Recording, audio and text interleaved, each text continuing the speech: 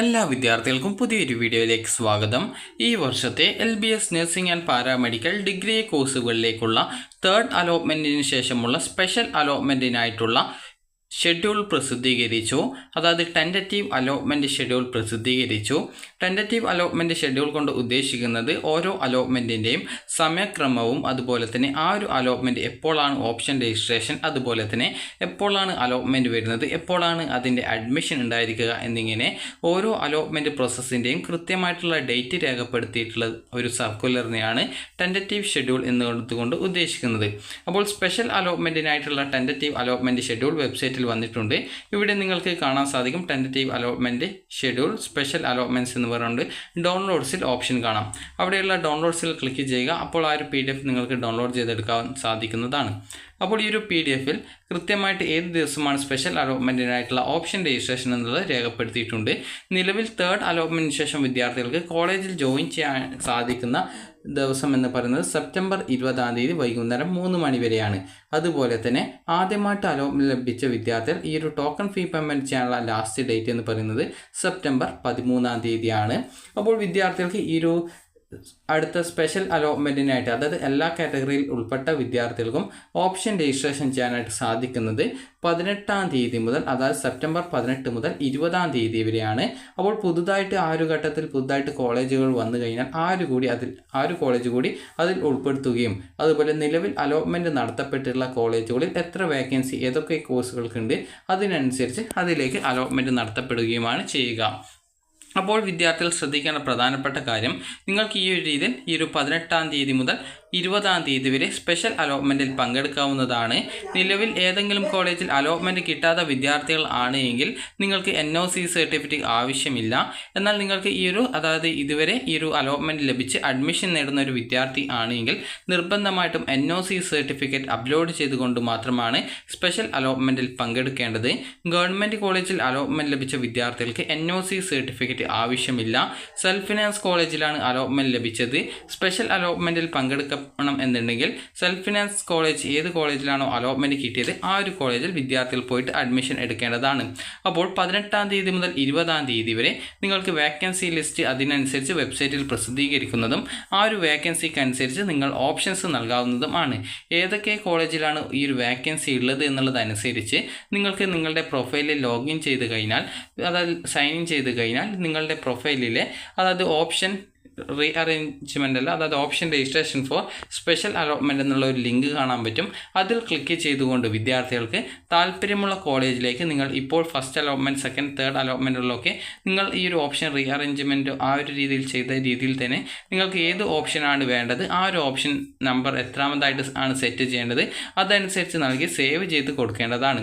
അപ്പോൾ ഈ ഒരു സ്പെഷ്യൽ അലോട്ട്മെൻറ്റ് പ്രസിദ്ധീകരിക്കുക 23 അപ്പോൾ 23 പ്രസിദ്ധീകരിച്ചു കഴിഞ്ഞാൽ വിദ്യാർത്ഥികൾക്ക് ഈ ഒരു അലോട്ട്മെൻറ്റ് ലഭിച്ച കോളേജിൽ അഡ്മിഷൻ നേടുന്നതിനും ആദ്യമായിട്ട് അലോട്ട്മെൻറ്റ് ലഭിക്കുന്ന വിദ്യാർത്ഥികൾക്ക് ഈ ഒരു അഡ്മിഷൻ നേടുന്നതിനും, അതായത് ആദ്യമായിട്ട് അലോട്ട്മെൻറ്റ് ലഭിച്ച വിദ്യാർത്ഥികൾക്ക് ഈ ഒരു ഫീ പേയ്മെൻറ്റ് ചെയ്യുന്നതിനും, അതുപോലെ തന്നെ അലോട്ട്മെൻറ്റ് ലഭിച്ച വിദ്യാർത്ഥികൾക്ക് പുതുതായിട്ട് കിട്ടിയ കോളേജ് ആണെങ്കിൽ അവിടെ ജോയിൻ ചെയ്യാനും, ആദ്യമായിട്ട് കിട്ടിയ വിദ്യാർത്ഥികൾ ആണെങ്കിൽ ആദ്യമായിട്ട് കിട്ടിയ ആ ഒരു കോളേജിൽ അഡ്മിഷൻ നേടുന്നതിനും സെപ്റ്റംബർ 25 വരെയാണ് വിദ്യാർത്ഥികൾക്ക് അവസരം ഉണ്ടായിരിക്കുക. അതായത് 23 സ്പെഷ്യൽ അലോട്ട്മെൻറ്റ് വന്നു കഴിഞ്ഞാൽ 25 വരെ, അതായത് 23 മുതൽ 25 വരെ ഫീ പേയ്മെൻറ്റ് ചെയ്ത് വിദ്യാർത്ഥികൾക്ക് കോളേജിൽ ജോയിൻ ചെയ്യാവുന്നതാണ്.